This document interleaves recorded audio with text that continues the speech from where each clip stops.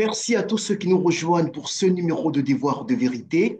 Alors, quatre sujets, plutôt trois sujets sont au menu de cette émission. Burkina Faso, l'armée fragilisée. Ibrahim Traoré à Moscou le 9 mai pour le jour de la victoire de la Russie, soumission ou amitié. Et enfin, Côte d'Ivoire, faut-il redouter des risques de déstabilisation avant les élections présidentielles du mois d'octobre 2025. Pour nous aider donc à décrypter ces différents sujets, j'ai le plaisir de recevoir depuis Paris en France Francis Laloupo. Il est journaliste, mais également chercheur à l'IRIS. France Laloupo, bonsoir. Bonsoir Raoul Mobion. Alors, l'actualité dans la sous-région ouest africaine et plus particulièrement au Burkina Faso donne ces dernières semaines à se mettre en alerte par rapport à ce qui se sursure autour des possibilités de déstabilisation. On entend que dans certaines casernes du pays, il y a des velléités de subversion contre l'autorité d'Ibrahim Traoré. Est-ce que cela est une surprise après plus de 2 ans de gestion, on peut le dire chaotique au regard des chiffres, de l'actuel maître du Faso? Cela n'est pas surprenant, mais il faut dire que on a pris l'habitude, depuis que le capitaine Ibrahim Traoré a pris le pouvoir, des tentatives de coup d'État avérées ou simplement faisant partie d'une communication des autorités de Ouagadougou. Donc il est difficile en fait désormais de savoir si les tentatives de coup d'État, de putsch qui sont annoncées par le pouvoir burkinabés sont justifiés, avérés, fondés en tout cas sur des faits réels. Mais c'est vrai que les dernières tentatives qui ont été annoncées nous ont laissé un peu perplexes parce qu'il semble bien quand même qu'au sein de l'armée, il y a quelques tensions qui étaient tout à fait prévisibles d'ailleurs parce que dans tout le régime militaire, au bout d'un moment, évidemment, il y a aussi il y a des ambitions qui émergent au sein des cercles du pouvoir. Et par ailleurs, c'est vrai que le capitaine Traoré n'a pas donné jusqu'à présent les gages d'une gouvernance qui soit pertinente et puis euh, d'une manière absolument, disons, camouflée. Il y a aussi des mécontentements qui se manifestent au sein de la population, mais qui sont étouffés évidemment par la propagande gouvernementale et par cette communication massive, tonitruante que l'on voit évidemment, comme d'ailleurs on a rarement vu. Hein. Vous avez constaté au cours des dernières semaines les opérations de communication qui ont été donc organisées par le pouvoir de Ouagadougou, que ce soit en interne, dans la sous-région, mais également à l'international, y compris dans des territoires qui étaient jusque-là insoupçonnés, notamment dans les pays francophones, dans les pays anglophones en Afrique. Alors, je pense que c'est un style de gouvernement qui est en train de s'installer et qui doit forcément aussi provoquer quelques mécontentements au sein de l'armée, d'autant que les résultats en termes de lutte contre le terrorisme et les menaces sécuritaires ne sont pas au rendez-vous, contrairement aux promesses qui ont été faites initialement par ce pouvoir lorsqu'il a pris le pouvoir par les armes il y a 2 ans. Très bien. Alors, il y a un fait, hein, vous releviez tout à l'heure la multiplication des incidents sécuritaires. C'est clair, l'armée burkinabé semble être de plus en plus en déroute face à des groupes djihadistes visiblement mieux organisés, un peu plus structurés que ce que l'on percevait depuis quelques années. Alors là, est-ce qu'il y a clairement une impopularité grandissante dans les casernes? Ce n'est pas ce que tente de faire prévaloir la communication officielle de la junte militaire. On nous fait croire que l'armée est soudée derrière Ibrahim Traoré. Pourtant, il semble que de plus en plus les militaires se sentent désorientés face à la stratégie qui est implémentée par le putschiste Ibrahim Traoré. Cette impopularité, est-ce qu'elle a de fortes chances de se maintenir au cas où, bien sûr, la courbe des incidents continue à être ascendante? Je crois qu'il y a des tensions au sein de l'armée, des tensions qui sont dues en fait à des interprétations divergentes de la situation sécuritaire dans le pays. Je pense qu'il y a des divergences en termes de stratégie, notamment. D'autant que la stratégie menée par le capitaine Ibrahim Traoré est de moins en moins lisible et qu'on a le sentiment que la junte militaire est davantage préoccupée par sa propre promotion, y compris même la promotion d'un homme, celle du capitaine Traoré, plutôt que d'apporter des réponses efficientes à la lutte contre les menaces sécuritaires et contre les groupes djihadistes.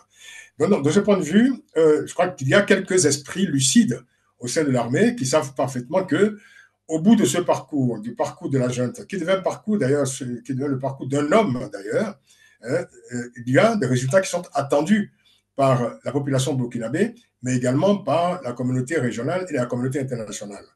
Alors, il y a forcément, vous savez, pour ce genre de pouvoir issu de coup d'État, à un moment donné, il y a la question de la survie du régime qui se pose.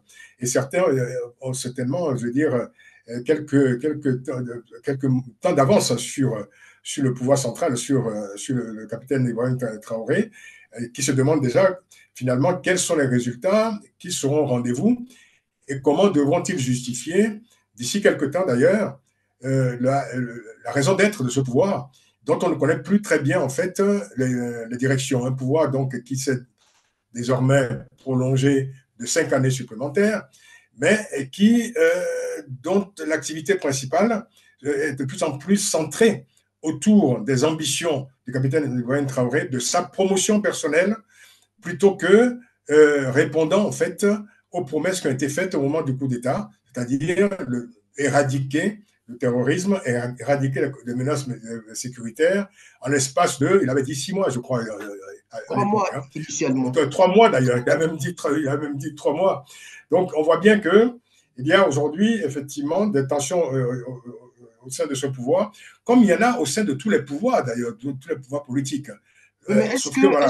est-ce que justement ces tensions-là ne sont pas le fait de son incompétence que la troupe finit par, devant laquelle la troupe finit par être exaspérée? Alors, Nobio, vous voyez, quand même, au bout de 2 ans, on peut avoir une idée relativement précise quand même des errements de ce pouvoir. Quels sont les résultats finalement en termes de bilan aujourd'hui?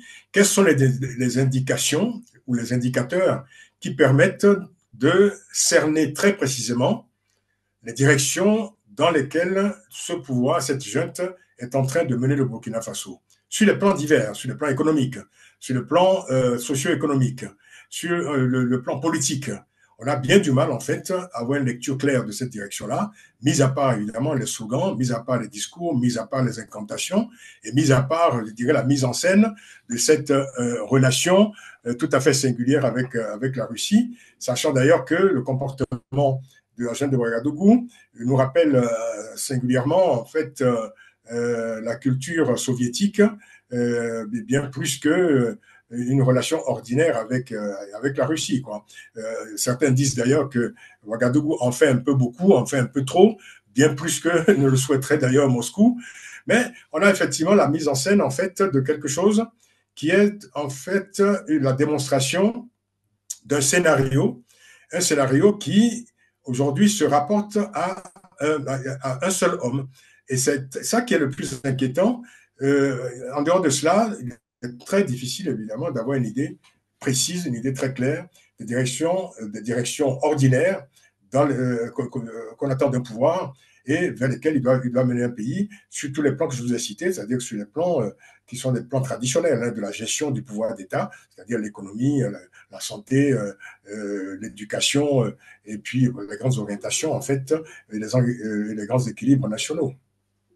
Vous établissez justement une passerelle vers notre second sujet, à savoir Ibrahim Traoré à Moscou. On l'a vu, hein, ces images qui ont largement circulé sur la toile en dehors de la propagande selon laquelle il aurait été escorté par des chasseurs de l'aviation russe, ce qui s'est avéré être absolument faux.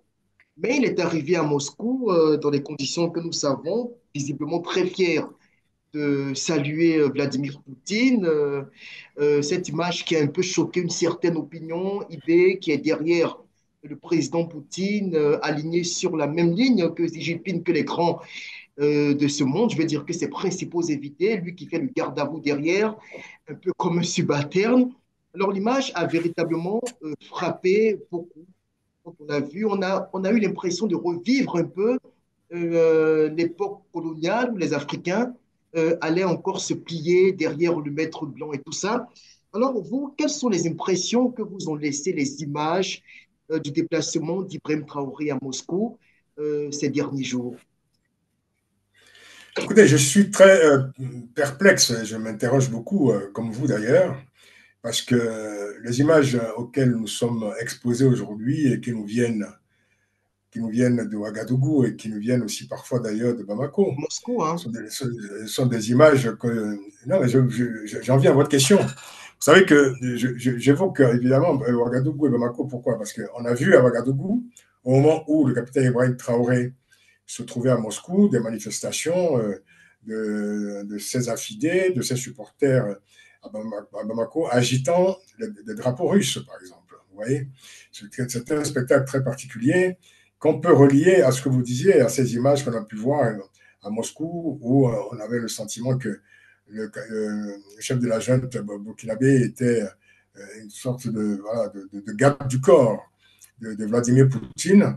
Alors, ce n'est pas la première fois qu'on voit Ibrahim Traoré manifester autant de zèle auprès de Vladimir Poutine, comme s'il se comportait un peu comme le premier de la classe, en fait, de ceux qui s'alignent aujourd'hui sur Moscou. Je ne suis pas certain que ce genre de démonstration soit forcément conforme au discours souverainiste et au discours dit panafricaniste qui, par ailleurs, sous-tendent le pouvoir burkinabé et sa communication. Alors Est-ce qu'on a évidemment, les mêmes images que nous? Désolé de vous interrompre, vous le rappeler, mais on voit des enfants burkinabés ou maliens qui chantent les louanges de la Russie victorieuse pour le jour de la victoire. On en voit même parfois des policiers burkinabés qui chantent pour l'anniversaire de Vladimir Poutine, par exemple, à la gloire du maître du Kremlin. Ce sont des images quand même qui choquent en tant qu'Africains. ce sont des images qui sont choquantes et qui sont dans la droite ligne de la culture que cette junte essaye d'installer depuis qu'elle a pris le pouvoir. Il vous souvient qu'il y a quelques temps, l'ancien Premier ministre avait même préconisé que la Russie devienne une langue obligatoire dans l'éducation et dans les administrations dans son pays, quoi. Il était même allé plus loin en souhaitant que certains conseils des ministres se tiennent à Moscou. Alors là, nous avons effectivement, nous sommes passés évidemment d'une situation, disons, de la difficulté ordinaire que pouvait connaître le Burkina Faso avant le coup d'État, à une caricature coloniale, comme on ne pouvait pas imaginer de nos jours, quoi. Et comme je vous dis, bon, c'est quand même une caricature coloniale ou colonialiste qui se situe aux antipodes du discours officiel, qui est un discours de conquête de la reconquête de la souveraineté du Burkina Faso et d'un panafricanisme dont j'ai toujours, évidemment, vis-à-vis duquel j'ai toujours manifesté une certaine perplexité et beaucoup d'interrogations en ce qui concerne en tout cas la pertinence de ce discours. Voilà, donc ce qui se produit aujourd'hui sous nos yeux devrait nous faire beaucoup réfléchir parce que le spectacle qui est donné forcément par cette Afrique au monde entier est un spectacle tout à fait inattendu, pour ne pas dire, pour garder un euphémisme. C'est un spectacle en tout cas qui est anachronique, qui est absolument surprenant et dont on ne connaît pas très bien en fait, une fois de plus, la destination. Parce que derrière tout cela, il y a effectivement une partie de la population qui soutient ce genre de régime, qui reprend en cœur les refrains panafricanistes ou souverainistes, et tout cela, effectivement, dans un festival d'émotion, un festival d'agitation, et tout cela, en fait, sert une ambition, tout cela sert un agenda, qui est l'agenda du cercle fermé de la junte de Ouagadougou. C'est Alors, une est-ce que... recolonisation de l'Afrique à travers l'espace de l'AES. Pardon? Est-ce que l'on assiste progressivement à une recolonisation de l'Afrique par la Russie, bien sûr, à travers l'espace AES? Après, ce que j'observe aujourd'hui, je me pose la question de savoir s'il faut parler d'un projet de colonisation de la Russie, ou alors s'il faut plutôt parler d'une demande de colonisation de la part de ces jeunes de Bamako ou de Ouagadougou. J'ai le sentiment, en tout cas quand on observe le comportement de la junte de Ouagadougou, qu'il y a davantage la demande d'être colonisé par, par la Russie plutôt que de la part de la Russie un agenda colonial qui serait parfaitement maîtrisé. D'autant que la Russie a effectivement des ambitions, une stratégie d'influence qu'elle essaye de déployer dans certains pays d'Afrique, mais je ne suis pas certain que la Russie ait les moyens effectivement d'engager une massive entreprise de colonisation en Afrique en tant que telle. Elle a des ambitions effectivement d'exploitation économique qui sont absolument évidentes. Elle a également, je veux dire, un agenda idéologique en se servant, je dirais, de certains pays africains comme des variables d'ajustement dans sa lutte contre l'Occident. Cela est évident.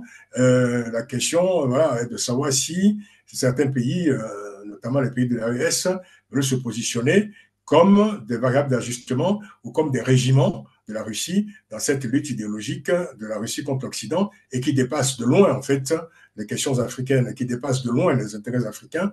On est loin, en tout cas, d'une perception juste, précise, des intérêts africains, des intérêts de ces pays, de la junte, dans ce deal qui est aujourd'hui établi avec la Russie. D'ailleurs, c'est un deal qui est tout à fait opaque, parce que dans le contrat qui est en cours entre ces juntes et la Russie, les populations n'en connaissent pas les termes, n'en connaissent pas non plus la valeur, n'en connaissent pas la destination. Donc là, effectivement, nous sommes une fois de plus dans une forme de caricature coloniale où il y a effectivement des accords qui sont conclus entre des pays en ces pays et la Russie, au nom de la population, sans que l'on sache réellement les termes et la valeur de ces contrats. Nous sommes effectivement dans une entreprise, là, je dirais, de captation de territoire, de captation d'État, et dont les conséquences, évidemment, sont aujourd'hui difficiles à estimer. Parlons à présent de la Côte d'Ivoire, bien sûr, à l'aune de tout ce qui se passe dans la sous-région en termes d'insurrection djihadistes, de crise sécuritaire qui enfle aux frontières nord de la première puissance de la zone UEMOA. Alors sur ce point, dans quelques mois, la Côte d'Ivoire aborde un virage très important de son histoire politique, à savoir les élections présidentielles censées pour l'heure se tenir en octobre prochain. Alors, on sait, les tensions internes sont réelles. Elles sont palpables avec l'éviction de tous les ténors de l'opposition qui devraient, dans l'état actuel des choses, ne pas être en mesure de se présenter face à Alassane Ouattara, qui est quasiment certain de remplir pour un quatrième mandat à la tête de l'État ivoirien. Est-ce qu'il faut aux Ivoiriens redoubler de vigilance dans ce contexte sous-régional particulièrement délétère? Mon cher confrère, vous dites que Alassane Ouattara est certain donc, de se présenter à Quasiment cette certain. élection. Enfin, vous en avez la certitude. Mais jusqu'à preuve du contraire, en tout cas au moment où nous parlons, rien ne nous assure que Alassane Ouattara est candidat à cette élection présidentielle. Et c'est ça d'ailleurs qui m'amène à répondre à votre question. Parce que nous sommes dans un contexte préélectoral tout à fait particulier où on connaît davantage les noms de ceux qui sont empêchés de se présenter à cette élection présidentielle que l'espace compétitionnel bien défini. C'est-à-dire qu'on ne sait pas aujourd'hui, finalement, quels sont les compétiteurs, quels sont les candidats qui vont s'affronter à cette élection. Et nous sommes simplement à 5 mois. Seulement à 5 mois de cette élection présidentielle, on devrait déjà avoir, en principe aujourd'hui, une idée claire de l'espace de cette compétition. Donc déjà là, nous sommes dans une situation qui n'est pas normale. Nous sommes déjà dans une anomalie préélectorale. C'est-à-dire qu'aujourd'hui, on a un climat préélectoral qui est davantage investi par des rumeurs de complot, qui est investi par des tensions que vous évoquez, par des procès en sorcellerie et par, effectivement, je veux dire, des inquiétudes qui montent dans le pays sans que l'on sache réellement à quoi va ressembler cette compétition. Parce que ce qui vous intéressera, vous, en tant que journaliste, dans quelques temps, ce sera simplement de savoir comment vous couvrez une élection, et quels en sont les compétiteurs, quels en sont les candidats, et en manière générale, quel est le paysage électoral, en fait, qui est proposé aux Ivoiriens afin qu'ils puissent choisir leur prochain président. Aujourd'hui, nous ne le savons pas. Alors, quand vous parlez de vigilance, effectivement, la vigilance est absolument souhaitée et requise aujourd'hui. Parce que quand on entend les Ivoiriens aujourd'hui dans les médias, sur les réseaux sociaux, je dirais des Ivoiriens ordinaires qui évoquent la situation de leur pays, c'est l'inquiétude qui domine. l'inquiétude qui domine, alors que l'enjeu est colossal à différents niveaux. Parce qu'il s'agit aujourd'hui d'être vigilant pour préserver justement d'abord les acquis socio-économiques qui sont encore très fragiles dans ce pays. Il faut préserver également, de ce point de vue, en tout cas aujourd'hui, la Côte d'Ivoire a un rôle, a un rang dans cette région. Il faut pouvoir préserver ce rang parce que la Côte d'Ivoire est considérée aujourd'hui comme la première puissance régionale, parfois au coude à coude avec le Nigeria. Il faut également tenter de préserver quand même les acquis de la Côte d'Ivoire en tant que rempart contre les menaces sécuritaires, contre les menaces politiques, voire même idéologiques qui ont surgi dans le voisinage de la Côte d'Ivoire au cours des dernières années. Nous en parlions il y a quelques instants. Il faut enfin sauvegarder aussi quelques avancées démocratiques quand même qu'on a observées dans ce pays au cours des dernières années, même si tout est loin d'être parfait. Mais enfin, la perfection n'est nulle part sur cette Donc, il y a planète. peut-être assez rapidement la meilleure formule avec laquelle la Côte d'Ivoire devrait aller aux élections pour éviter justement une déflagration qui pourrait engendrer une pénétration de l'ordre djihadiste dans le pays, quand on sait que l'opposition dans son ensemble, que ce soit du côté de la CAPSI, menée par le PDC-RDA, ou du côté du PPAC de Laurent Gbagbo, de GPS de Guillaume Soro, tous réclament une inclusivité du scrutin d'octobre prochain. Sous quel schéma, selon vous, selon quel consensus pourrait-on trouver pour éviter au pays de basculer dans une atmosphère de panique? La question est très simple. C'est-à-dire que toutes les candidatures qui sont empêchées le sont pour des raisons judiciaires. Bon, voilà. On considère que Laurent Gbagbo ne peut pas se présenter parce qu'il est sous le coup d'une condamnation.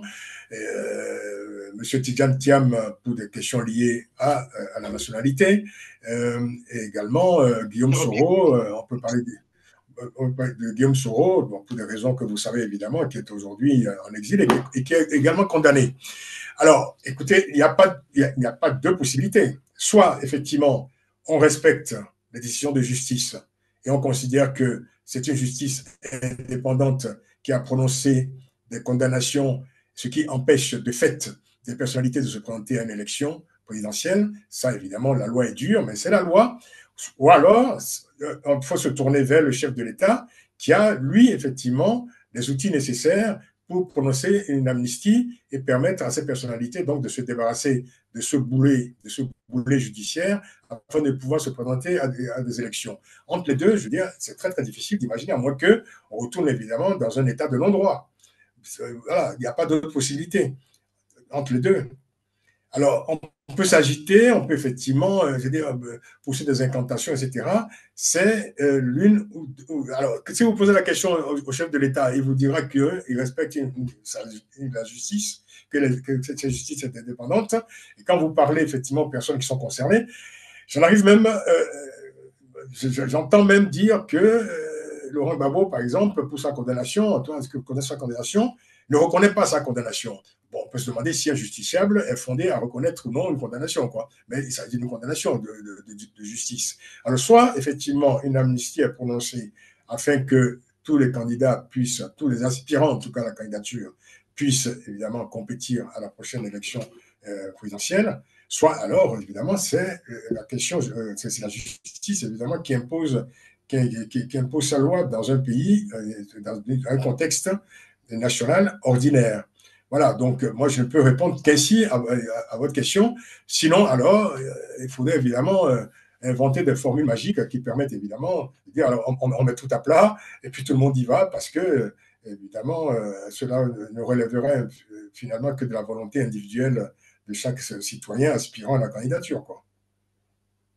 Très bien, Francis Lalouko, merci de votre temps. Merci à vous, Raoul Monbiot.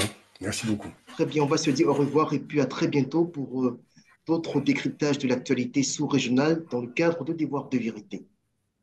Merci à vous.